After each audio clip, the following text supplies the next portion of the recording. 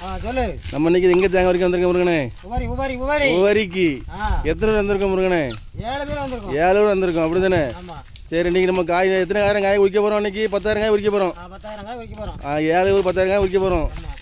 கத்திலா எப்படி அண்ணன், எங்கள் அண்ணன் தான் முருகண்ணே குட்டம். அவருக்கு தேங்காய் உரிப்பு மன்னன். அடுத்து பாருங்கள் நம்ம தம்பியாப்பிள்ளைய பாருங்கள்.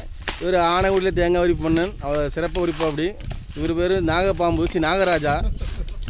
அவர் நிற்கிறது வந்து தலைவன் உலை சுந்தர் அண்ணன் வந்து அவரும் பழைய உரிப்பாளி.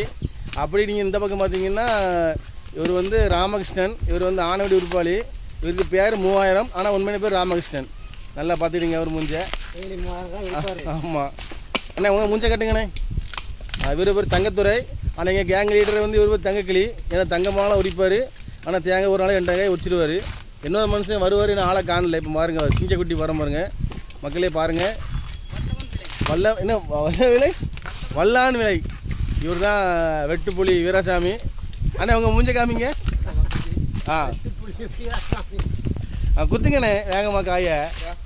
குத்துங்க.